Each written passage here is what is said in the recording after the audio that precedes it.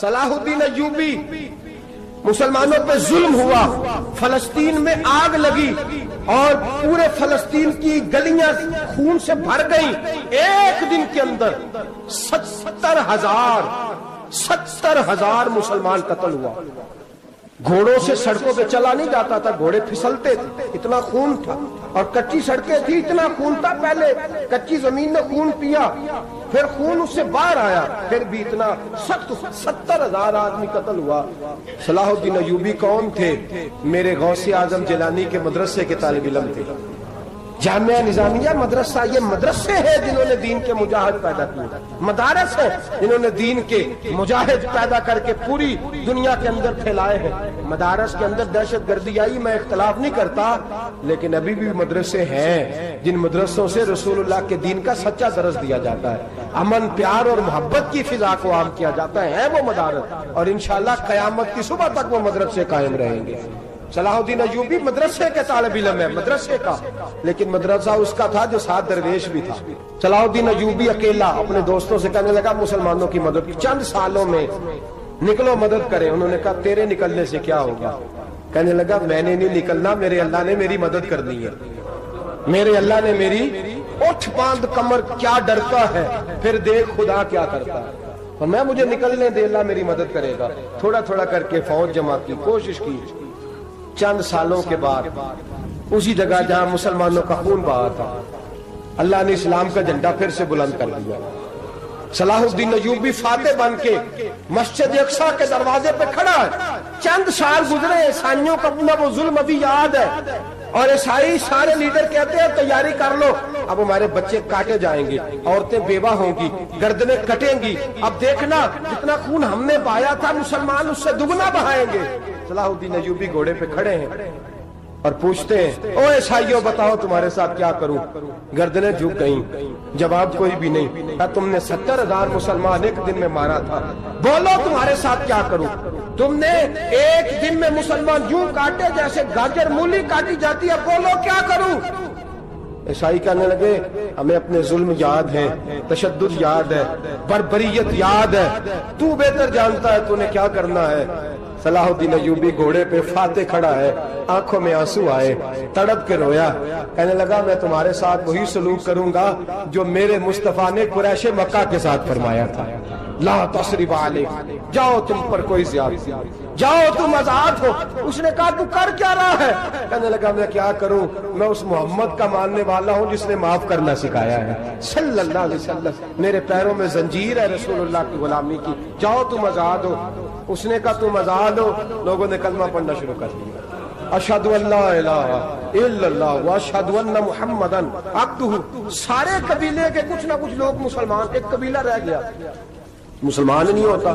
صلاح الدین ایوبی اپنے خیمے میں بیٹھے ہیں تو ایک بی بی آ گئی، اس قبیلے کا کوئی شخص مسلمان نہیں ہوتا۔ بی بی آئی، آگے کہنے لگی میرے 4 بیٹے جنگ میں کھو گئے، چھوٹے چھوٹے بچے جنگ میں کھو گئے، مل نہیں رہے، فوجیوں کو حکم دے مجھے میرے بچے تلاش کر کے دیں۔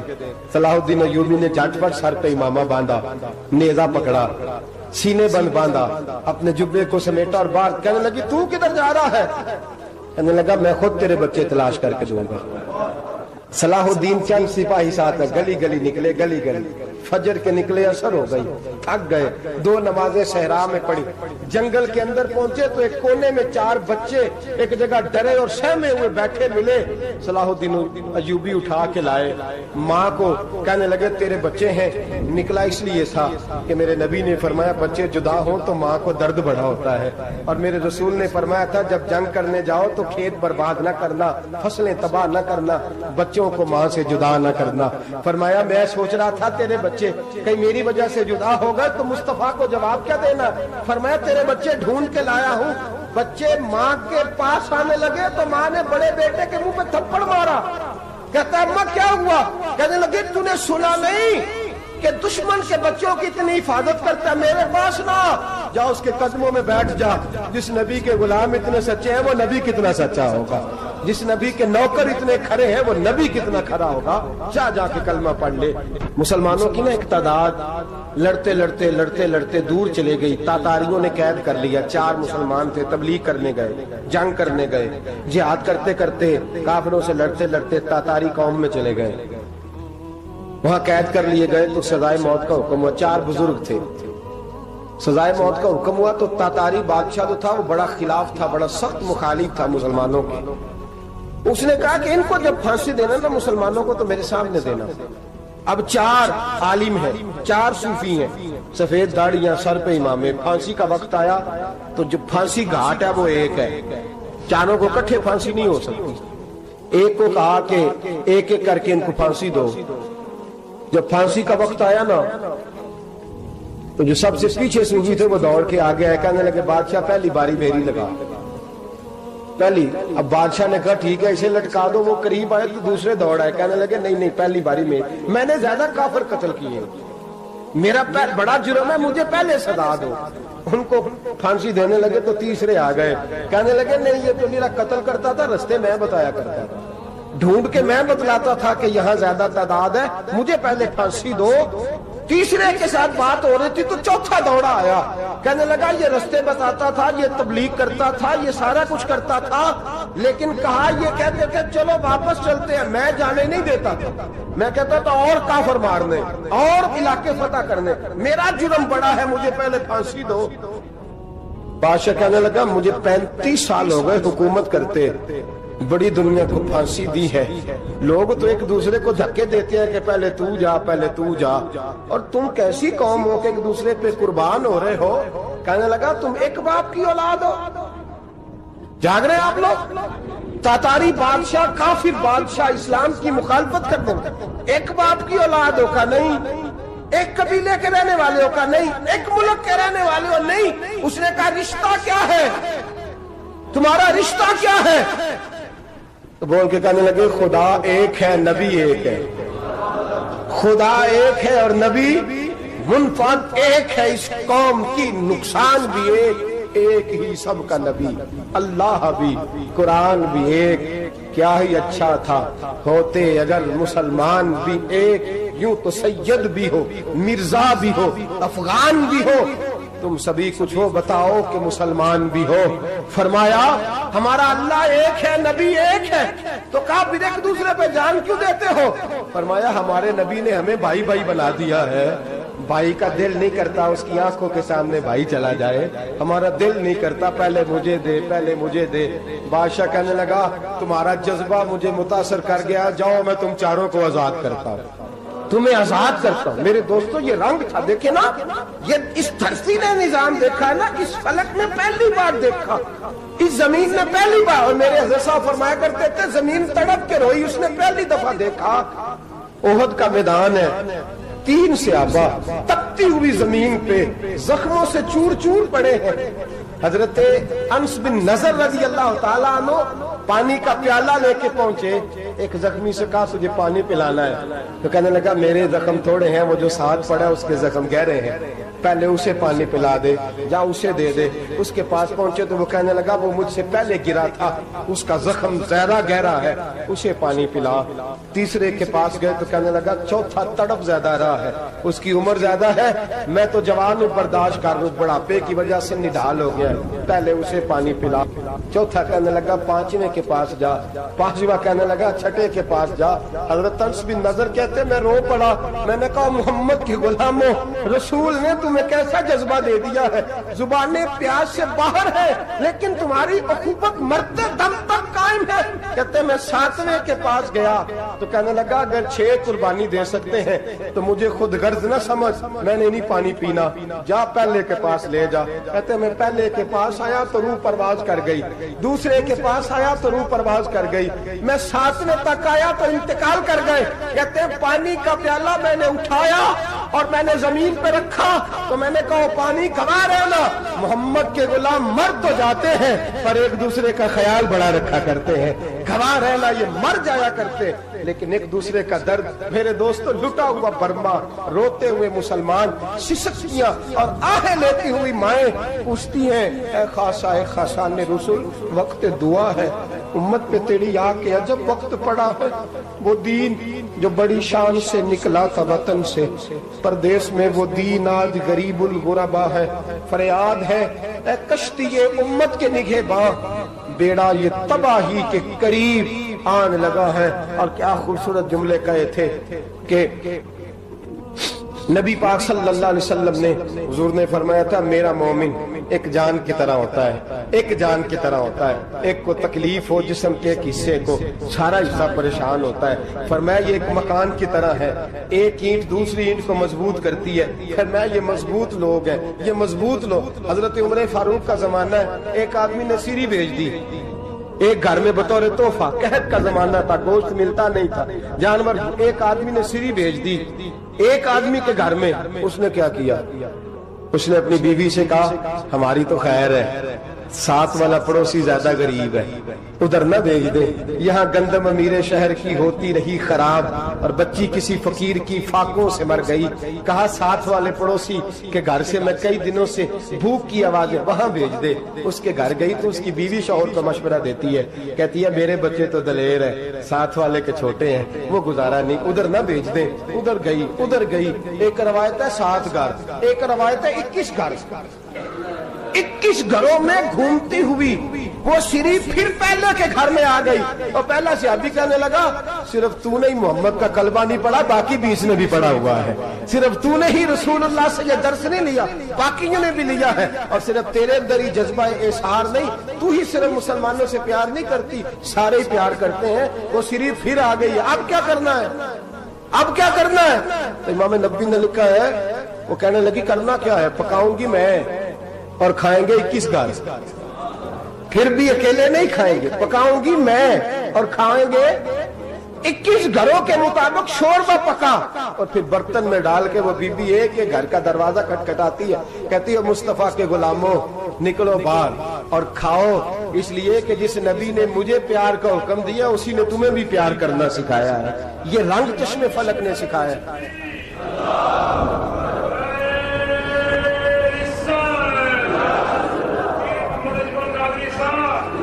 آپ کی بڑی مہربانی، زندہ باد وہی ہے جس کو اللہ رسول زندہ باد فرمائے، بڑی مہربانی، اللہ جزا دے۔ بنو قریظہ اور بنو نذیر 2 محلے تھے یہودیوں کے، یہودیوں نے بڑی عہد شکنی کی تو نبی پاک صلی اللہ علیہ وسلم نے ان کو بے دخل کر دیا، مدینے سے نکال دیا، مدینہ منورہ سے۔ یہودی نکل گئے مدینہ طیبہ سے، تو جب وہ نکل کے جا رہے تھے تو ان کے مکان، ان کے باغ، ان کی جائیدادیں بچ گئی۔ نبی پاک علیہ السلام نے انصار مدینہ کو پہلے بلایا، جاگ رہے ہیں نا آپ لوگ؟ پیسے آتے کسی کو برے لگتے ہیں، اب تو یہ بھی حلال حرام کی تمیز بھی اٹھتی جا رہی ہے، جائیداد، باغ، مال، علاقہ خالی ہوا ہے، وہ چلے گئے اور لوگ تو ڈھونڈتے پھرتے ہیں۔ اللہ خیر فرمائے، شاملہ ہر جگہ ملتی نہیں اب شہروں میں، وہ کس کس نے نام کرا لیا، کدھر گئی ہے کوئی خبر ہی نہیں، خالی جگہ پڑی ہے۔ میرے نبی پاک علیہ السلام نے پہلے انصار مدینہ کو بلایا، حضور نے فرمایا انصاریوں بہت بڑی جائیدادیں یہودیوں کی، بنو نذیر اور بنو قریظہ محلے خالی ہو گئے، میرا دل کرتا ہے وہ تمہیں دے دوں، اس لیے کہ تم نے اپنے مہاجر بھائیوں کے ساتھ بڑا تعاون کیا، جائیدادیں تم نے دے دی ہیں، مکانات دے دیے ہیں، بڑا کچھ تم نے دیا ہے، میرا دل کرتا ہے وہ تمہارے نام کر دوں۔ تو انصار مدینہ کیا کہنے لگے یا رسول اللہ دے تو ہم نے دیا ہے، پر وہ بیچارے جھچکتے ہی رہتے ہیں، وہ جھچکتے ہی رہتے ہیں، کھول کے ہماری چیزیں استعمال نہیں کرتے، تو حضور ہم تو پہلے ہی انصار ہیں، ہمارے پاس بڑا کچھ ہے، آپ مہربانی فرمائیں وہ سارا کچھ مہاجروں کو دے دے، مہاجرین کو ہمیں نہیں چاہیے۔ اب چلے گئے بات کر کے، میرے حبیب پاک نے مہاجروں کو بلا لیا، فرمایا بنو نذیر اور بنو قریظہ قبیلے کی جائیدادیں آئی ہیں، تمہارے پاس بظاہر جو چیزیں ہیں بھی وہ بھی انصار مدینہ کی ہیں، تو میرا یہ خیال ہے کہ وہ سارا کچھ تمہیں دے دیا جائے۔ ابو بکر صدیق رضی اللہ تعالیٰ عنہ کہنے لگے یا رسول اللہ صلی اللہ علیہ وسلم ہمارے انصار بھائیوں نے ہمارے لیے دل تک کھول دیے ہیں، حضور انہوں نے ہر چیز بانٹ کے ہمارے سامنے رکھ دی ہے، ہم اتنے خرد غرض ہیں کہ سارا کچھ لپیٹ جائیں۔ کہ حضور ہمارے پاس جو مکان ہے وہ ہے، ہم کاروبار کر رہے ہیں، تجارتیں کر رہے ہیں، مزدوریاں کر رہے ہیں، ہم انشاءاللہ اور بنا دیں گے، آپ یہ ہماری طرف سے ہمارے انصار بھائیوں کو گفٹ کر دیں۔ آپ انہیں دے دیں. میرے حبیب کی آنکھوں میں آنسو آ گئے. میرے نبی پاک علیہ السلام رو پڑے. یا رسول اللہ آپ کیوں روتے ہیں؟ فرمایا تمہارا یہ بھائی چارہ قائم رہا تو اللہ اسلام کو بڑی قوتیں عطا فرمائے گا. اللہ طاقتیں دے گا اسلام کو اگر تمہارا یہ رنگ قائم رہا، یہ انداز. میرے غلاموں تمہارے یہ طور طریقے، ایک بھائی کہتا ہے دوسرے کو، دوسرا کہتا ہے تیسرے کو. عرض یہ کرنے جا رہا تھا کہ رسول کریم صلی اللہ علیہ وسلم نے یہ پیغام دیا امت کو. فرمایا دیکھیں نا کتنے بڑے لفظ ہیں. یہ نہیں فرمایا دوزخ میں جائے گا، یہ نہیں فرمایا کہ اسے جہنم کی سزا ملے گی. میرے نبی نے فرمایا میں اسے مومن مانتا ہی نہیں، میں اسے مسلمان اپنا مانتا ہی نہیں. حضور کسے؟ فرمایا جو پیٹ بھر کے کھاتا ہے اور اس کا ہمسایہ بھوکا سو جاتا ہے. میں مومن ہی نہیں مانتا. سزا تو تب ملے گی نا کہ جب میں کسی سزا کا اعلان کروں. میں مانتا ہی نہیں، وہ میرا ہے ہی نہیں. خود پیٹ بھر کے کھا رہا ہے، ہمسایہ اس کا بھوکا. میں نہیں مانتا انما المؤمنون اخوہ، مومن بھائی بھائی، میں مانتا ہی نہیں اسے. اور میرے حبیب پاک اتنے بڑے لفظ حدیث میں اور کہیں نہیں ملیں گے آپ کو، اتنے بڑے جملے کہیں نہیں ملیں گے. میرے نبی پاک نے فرمایا اللہ کہے گا قیامت کے دن. کون؟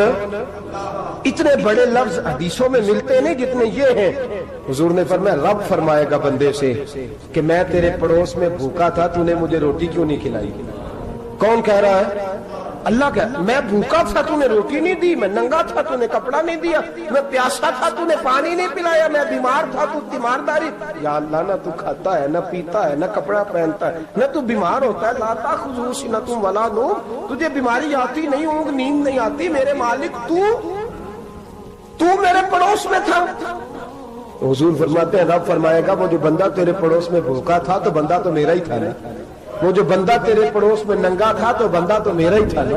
وہ جو تیرے پڑوس میں پیاسا تڑپتا رہا تو وہ میرا ہی بندہ تھا.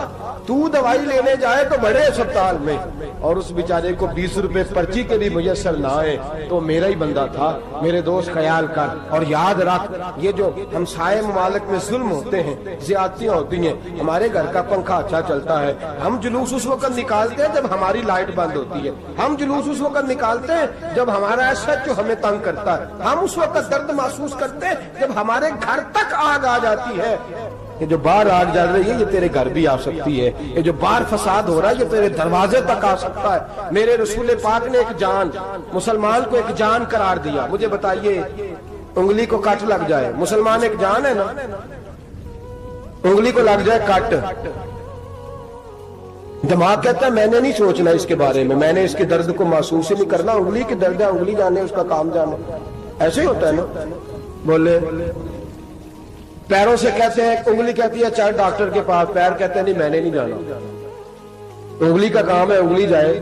ایسے ہی ہے نا. دل سے کہتے ہیں تو تڑپ تھوڑا سا، انگلی کو درد ہے، کہتے میں کو تڑپوں، انگلی کا ماما، انگلی جانے اس کا کام جانے. ٹیلی فون کرنا ہے ڈاکٹر صاحب کا پتہ کرنا ہے تو کان کہتے ہیں میں نے نہیں بات سننی ڈاکٹر صاحب کی، زبان کہتی ہے میں نے نہیں بولنا، انگلی جانے. ایسا ہوتا ہے. پیر احتجاج کرتے کہ میں نے ڈاکٹر کے پاس، میں کچھ چکر کھاتا پھروں ڈاکٹر کی دکان کی، انگلی کو درد ہے انگلی جانے. ایسا ہوتا ہے بھئی. میرے رسول پاک نے فرمایا مسلمان ایک جان ہے. تو درد برما کے مسلمانوں کو ہو رہا ہے تو پاکستانی کہہ رہے ہیں کوئی بات نہیں، وہ جانے ان کا کام جانے. ایک جان ہے نا. درد ہونا چاہیے، تکلیف ہونا چاہیے. پھٹے پہ باتیں ہوتی ہیں اس موضوع پہ، اسمبلی پہ گفتگو ہوئی ہے اس موضوع پہ، آپ کی صوبائی اسمبلیاں اس موضوع پہ بولی ہیں، آپ کے کونسل اس موضوع پہ بولے. ہم تو اپنی اپنی سیاستیں، اپنے اپنے تماشے، اپنے اپنے چکروں میں لگے ہوئے.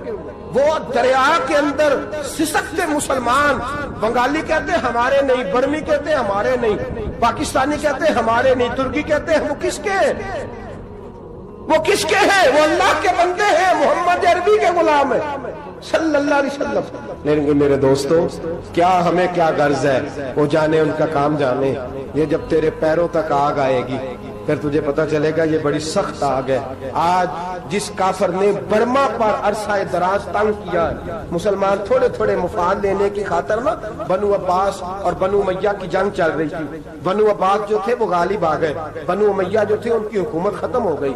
تو عیسائیوں نے بنو امیہ سے کہا کہ ہم تمہارے ساتھ تعاون کرتے ہیں، ہم تمہارے ساتھ تعاون کرتے ہیں اور بنو عباس پہ غلبہ پا کے تمہیں حکومت دلاتے ہیں. بنو امیہ بڑی جدوجہد کر رہے تھے بادشاہی کے لیے، لیکن انہوں نے کہا کہ ہم لڑ رہے ہیں، کوشش کر رہے ہیں. لیکن ہمیں کسی کافر کی مدد کی ضرورت نہیں. ہم جتنا مرضی لڑیں لیکن کافروں کے ہاتھوں بنو عباس کو مروانے کو ہم تیار نہیں ہیں. میں خبردار، تمہارا آپس کا معاملہ ہے، ہم خود نمٹ لیں گے. تمہیں اجازت نہیں دیتے تم اندر کودو اور کود کر کے تم فسادات پیدا کرو اور مسلمانوں کے اندر تقسیم کرو. میرے دوستو، مسلمان کو سوچنا چاہیے، سوچ بڑی رکھنی چاہیے. گھر کی جنگ سے نکل آ، اب بہو ساس کے جھگڑے سے باہر آ جا. اب ملے کی سیاست چھوڑ کے باہر کا سوچ. اب اسلام کو تیری حاجت ہے.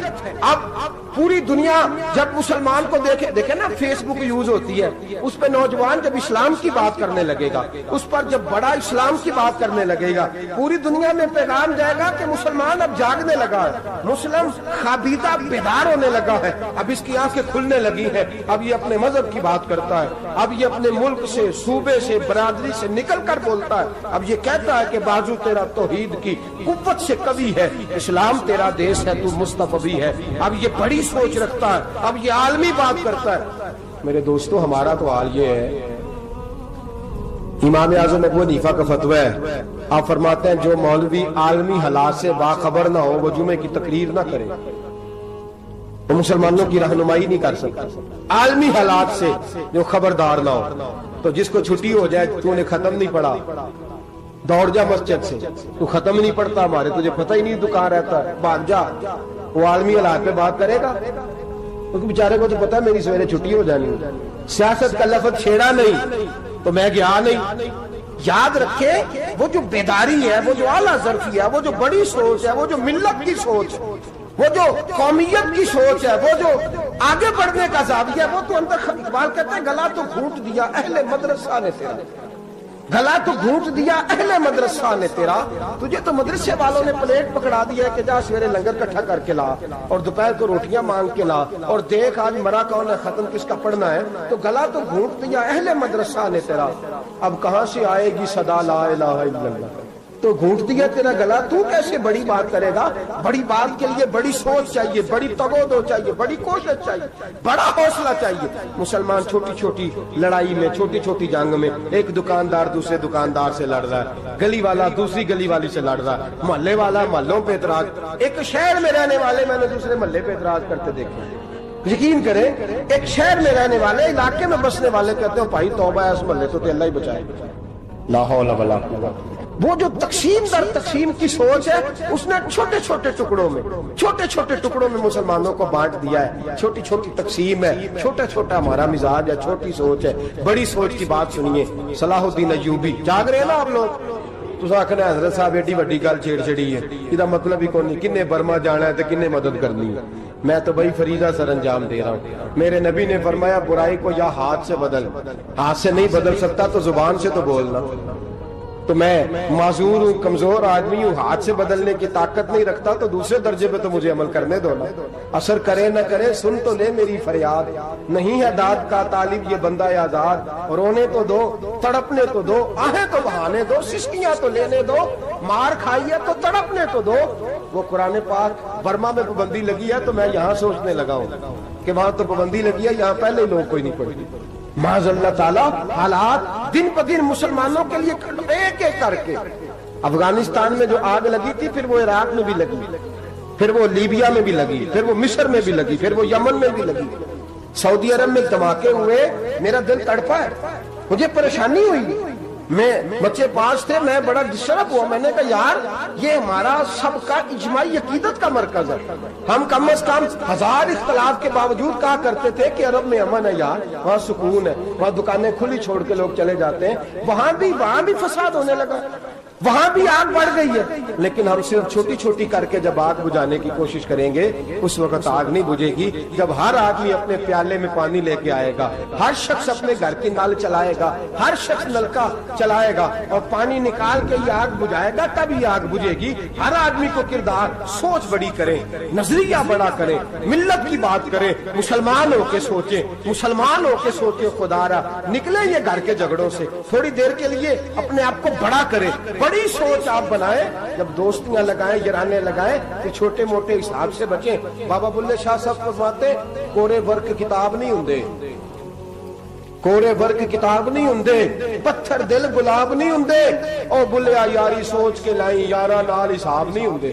پھر ذرا نکلے اس حساب کتاب سے باہر، بلیا یاری سوچ کے لائیں، یارہ نال صاحب نہیں ہوندے۔ پھر ذرا بڑا ذہن کرے، چھوڑے اپنے صاحب یبصرون علی انفسہم وَلَنَبْلُوَنَّکُمْ بِشَیْءٍ مِنَ الْخَوْفِ وَالْجُوعِ وَنَقْصٍ مِنَ الْأَمْوَالِ وَالْأَنفُسِ وَالثَّمَرَاتِ۔ پھر حساب کتاب سے نکلے، پھر امام علی مقام کی طرح یہ سوچ بنائے کہ حسین کے بچے چلے جائیں تو کوئی حرج نہیں، امت پر آنچ نہیں آنی چاہیے۔ ایک امام علی مقام، کل تک امام میدان میں کھڑے تھے تو اکیلے تھے، لیکن آج پوری دنیا کہتی ہے حسین ہمارا ہے، حسین ہمارا ہے۔ آج نظریہ امام علی مقام زندہ ہے، تو اکیلا ہے تو کھڑا ہو، یہ نہ کہا کر چھوٹی سی مسجد ہے، ایک کونا کا کھڑکاوا، مولانا تقریر کر رہے ہیں تو کیا بنے گا؟ ایک آواز کہیں سے گونجا کرتی ہے، پھر اس میں تاثیر میرا اللہ پیدا فرما دیا کرتا ہے، پھر اس کے اندر قوت میرا رب پیدا فرما دیا کرتا ہے، پھر اللہ اس میں تاثیر پیدا کر کے چار دانگ عالم میں پھیلا دیا کرتا ہے۔ جب آپ نماز پڑھ رہے ہوتے ہیں، جب آپ کا مصلی آباد ہوتا ہے، صلاح الدین ایوبی ایک بزرگ سے ملاقات ہو گئی، بیت المقدس پر قبضہ تھا عیسائیوں کا، تو صلاح الدین بڑے پریشان تھے۔ وہ بابا جی کہنے لگے پتر کیا ہوا؟ کہنے لگے حضور پتہ چلا ہے دشمن کے 2 بحری بیڑے اسلحہ لے کے آ رہے ہیں، مسلمان پہلے ہی کمزور ہیں، اور اب اگر 2 بحری بیڑے اور آ گئے تو حضور مسئلہ بن جائے گا۔ تو میں پریشان ہوں کہ کس طرح یہ کم مسئلے والی ہماری فوج ہے کیسے مقابلہ کرے گی؟ تو بابا جی کہنے لگے پتر اس طرح کرنا، آج رات تو بھی دعا کرنا اور میں بھی کروں گا، تو بھی دعا کرنا، آپ ناراض نہ ہونا، ہم تو پیروں والے ہیں، ہم تو پیروں کے نوکر غلام ہیں، ہمارا تو گزارا ہی نہیں، ہمیں تو ملتا ہے سارا کچھ وہاں سے۔ پھر میرا سوال یہ ہے کہ تعویذ لینے جاتے ہو نفل کیوں نہیں پڑھتے؟ رات اللہ اللہ کیوں نہیں کرتے؟ یہ بھی تو ہمارے بزرگوں کا ہی طریقہ ہے، انہوں نے تو ہمیں سکھایا ہے۔ صلاح الدین ایوبی سے بزرگوں نے کہا کہ رات آج نا اللہ اللہ کرنا، تو میں تیرے لیے دعا کروں گا، تو بھی دعا کرنا۔ تو بندہ جب دکھی ہوتا ہے تو سجدہ کرتا ہے، تو پھر ہی تو مصلی بھیگ جاتا ہے، پھر ہی تو مزہ آتا ہے۔ سکھی بندہ تو کعبے جا کے نہیں روتا، دکھی تھے، تکلیف تھی، تو سر رکھا سجدے میں تو تڑپ گئے۔ اور وہ بابا جی کہتے ہیں میں مسجد آیا تو صلاح الدین چیخے مار کے رو رہا تھا اور کہہ رہا تھا مالک میں کوئی اپنی شان کے لیے تو نہیں نہ لڑ رہا، اللہ کو میں کوئی قبضوں کے لیے تو نہیں لڑ رہا، مالک تیرے لیے لڑ رہا ہوں، مجھے بے آبرو نہ کرنا، میری مدد فرمانا۔ کہتے ہیں میں آیا تھا کہ مسجد میں دعا کروں گا، پر صلاح الدین ایوبی کو روتے دیکھا تو میں لوٹ گیا۔ تو سویرے صلاح الدین ملے تو بڑے خوش تھے، میں نے کہا پتر کیا ہوا؟ کہنے لگے حضور وہ بحری بیڑے 2 آ رہے تھے نا اسلحہ لے کے، دونوں ڈوب گئے پانی میں ڈوب گئے۔ تو بابا جی کہنے لگے صلاح الدین وہ پانی میں نہیں ڈوبے، وہ تیرے آنسوؤں میں ڈوب گئے، وہ غرق ہو گئے، وہ جو تو نے مصلی بات کیا تو وہ تیرے آنسوؤں میں ڈوب گئے، وہ غرق ہو گئے، وہ تباہ، اتنے قیمتی تھے تیرے آنسو کے بہا لے گئے دشمن کے بحری بیڑوں کو۔ میرے بھائی ٹھیک ہو گیا جی، میرے عزیز سمجھ لیں اس بات کو ہمیشہ کے لیے، اور اس پر غور کر لیں اچھے طریقے سے کہ میرے رسول کریم سید عالم صلی اللہ علیہ وسلم نے نا ہماری توجہ دلائی، حضور نے ہمیں بتلایا، ہمارا ذوق بڑھایا عبادت کی طرف۔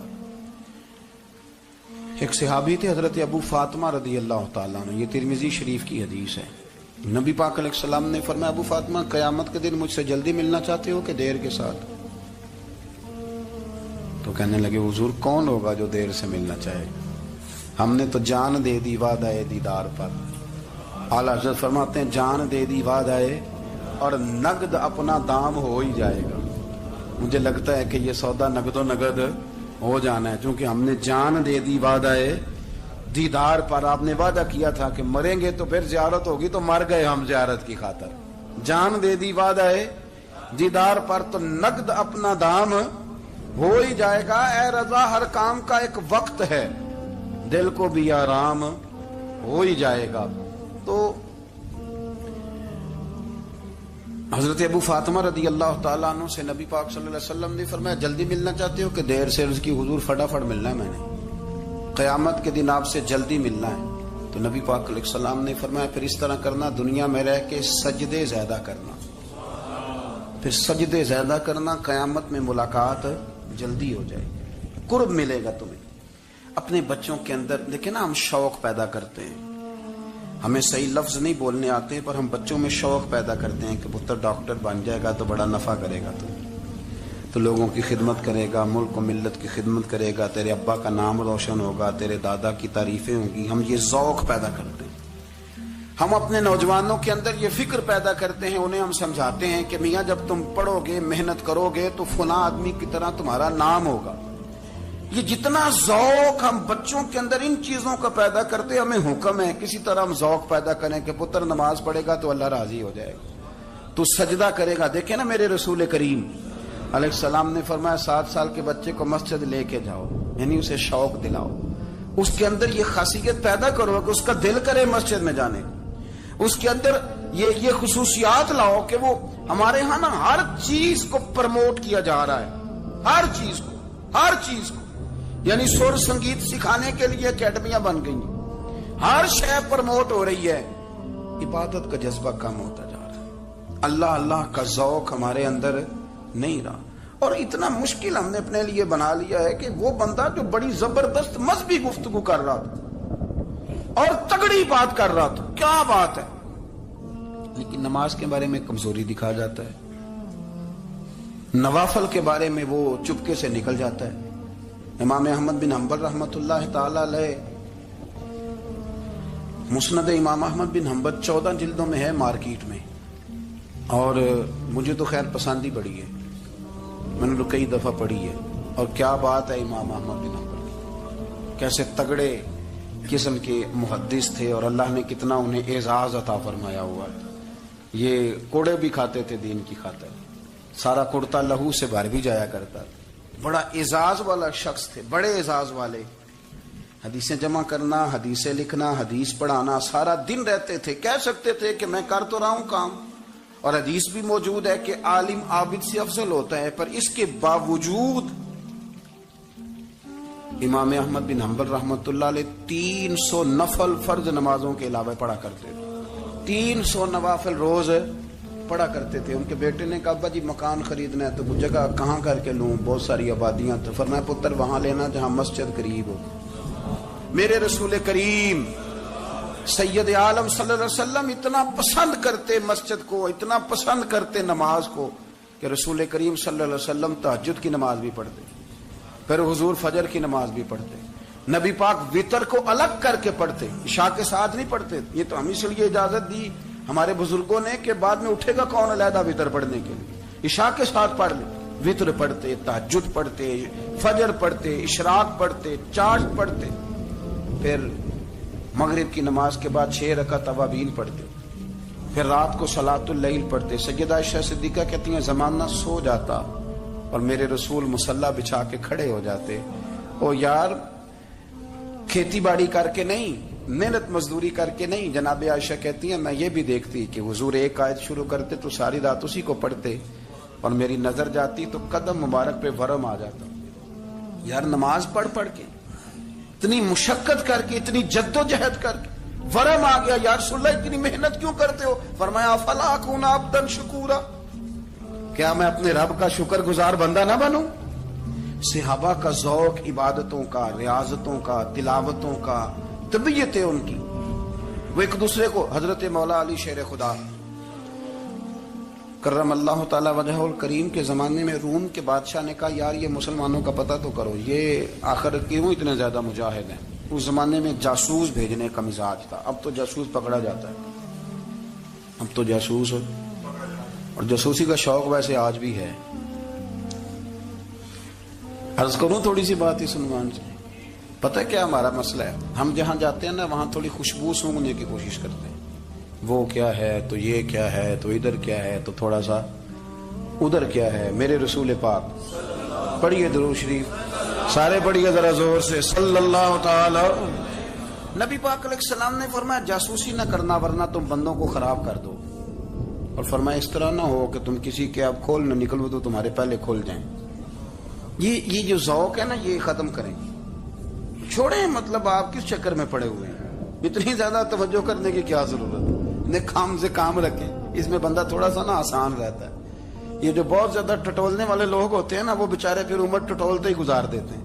اس لیے کہ مزاج ہی بہت پکا ہے، بوری کا منہ کھول کے اندر تک ہاتھ ڈالنا، تو پھر کئی دفعہ سامنے سے بچھو بھی لڑ جاتا، خرابی ہوتی۔ تو جاسوسی کی جاتی تھی، اس نے بھی جاسوس بھیجے، کیونکہ قبیلوں کے لوگ تھے، کچھ مسلم کچھ کافر، پہچانے نہیں جاتے تھے لوگ، تو کچھ لوگ اس نے بھیجے، انہوں نے آ کے نا تحقیق کی، ریسرچ کری کہ آخر ماجرا کیا ہے۔ تو واپس جا کے انہوں نے رپورٹ دی نا روم کے بادشاہ کو، اس رپورٹ کا ایک جملہ بڑا شاندار ہے، وہ کہنے لگا بادشاہ ہمیں مسلمانوں کی کوئی سمجھ نہیں آئی، ہمیں کوئی سمجھ نہیں آئی۔ انہوں نے کہا کیوں نہیں سمجھ آئی؟ کہنے لگے یار عجیب بندے ہیں، جب رات مسلح پہ بیٹھتے ہیں تو یوں لگتا ہے ان کا دنیا سے رشتہ ہی کوئی نہیں، کوئی کسی کو نہیں جانتا، کوئی اپنے دکھ سنا کے رو رہا ہے، کوئی اپنی بات کر کے رو رہا ہے، لگتا ہے کہ ان کا کوئی رشتہ ہے ہی نہیں جب مسلح پہ بیٹھتے ہیں۔ اور فرمایا جب سویرے یہ جہاد کرنے نکلتے ہیں تو لگتا ہے ان سے زیادہ دلیر ہی کوئی نہیں۔ حالانکہ جو مسلحوں پہ رونے دھونے کے لوگ ہوتے ہیں وہ کئی دفعہ جہاد میں کام نہیں کرتے، لیکن عجیب لوگ ہیں کہ رات کے راہب ہیں، دن کے مجاہد ہیں، کوئی سمجھ نہیں آتی۔ میرے عزیز، ان لوگوں نے مسلح آباد کر کے رکھا، تلاوتیں ان کا ذوق رہی، منظر روز پڑھنا، اسباق پڑھنا، وظائف پڑھنا، یہ ان کا ذوق رہا۔ اعلیٰ حضرت بریلوی رحمت اللہ نے 1000 کتاب لکھی ہے، لیکن الوظیفۃ الکریمہ کے نام سے جو وہ صبح و شام وظائف پڑھتے تھے وہ الگ انہوں نے ان کو بیان کیا، پابندی کے ساتھ اپنی اللہ اللہ کرتے۔ شیخ شہاب الدین سہروردی رحمت اللہ علیہ، اس پر ایک بندے نے اعتراض کیا، اس نے کہا جی آپ کس قسم کے صوفی ہیں، مرید بیٹھے ہیں اور آپ وہاں نفل پڑھ رہے ہیں؟ یہ بھی بڑا مسئلہ ہوتا ہے نا، جو بندہ ملنے آتا ہے وہ اپنے ٹائم کے حساب سے آتا ہے، اور پھر اس کا یہ بھی خیال ہوتا ہے کہ پیر صاحب جو ہیں وہ چونکہ درویش ہیں تو نہ انہیں روٹی کھانی چاہیے نہ سونا چاہیے، چونکہ وہ درویش ہیں، اور ہم چونکہ درویشوں کے ماننے والے ہیں، لہذا ہمارا یہ طریقہ ہونا چاہیے کہ جیسے ہم کہیں درویش ویسے ہی کر جائے۔ حالانکہ جس کو آپ درویش کہیں گے آپ اس کی مانیں گے، آپ منوائیں گے نہیں، ہمارا مزاج ہوتا ہے۔ شیخ شہاب الدین پر لوگوں نے اعتراض کی، حضور لوگ ملنے آئے ہیں، زیارت کرنے آئے ہیں، یہ بندے دعا کرانے آئے ہیں، اللہ اللہ کرانے آئے، اور آپ نفل پڑھ رہے ہیں، کیا جملہ ہے، کیا حسن ہے، کیا خوبصورتی ہے۔ فرمانے لگے رب رسول سے مانگنے کے لیے مصلی بچھایا ہے، اگر وہاں سے مانگوں گا نہیں تو تمہیں دوں گا کیا؟ پہلے مجھے کچھ لے تو لینے دو، اگر میرے پلے کچھ ہے ہوگی تو آگے دوں گا نا، تو میں مانگنے گیا تھا کہ یا اللہ دے تیرے بندے لینے آئے، دے تو میں کچھ لوں گا تو آگے دوں گا نا۔ لیکن ہمارا یہ سٹیٹس، یہ مزاج، یہ شعور نہیں ہے۔ گپیں، کہانیاں، داستانیں، گفتگو، خطابت، واز، کیا بات، لیکن اگر کچھ کرنے کا کام ہو تو وہ نہیں ہم سے ہوتا۔ میرے نبی کریم علیہ الصلوۃ والسلام نے مصلی سے دل لگانے کا درس دیا، حضور نے توجہ دلائی، صحابہ اس ذوق کے حامل لوگ تھے، وہ کوشش کرتے تھے۔ جناب صدیق اکبر رضی اللہ تعالیٰ عنہ کا عبادت کا مزاج ہمیشہ قائم رہا۔ حضرت عمر فاروق ساری رات اللہ کے حضور کھڑے رہے۔ حضرت عثمان غنی رضی اللہ تعالیٰ عنہ عشاء کی نماز پڑھ کے 2 رکعتوں کی نیت باندھتے تھے، 15 سپارے پہلی رکعت میں پڑھ دیتے۔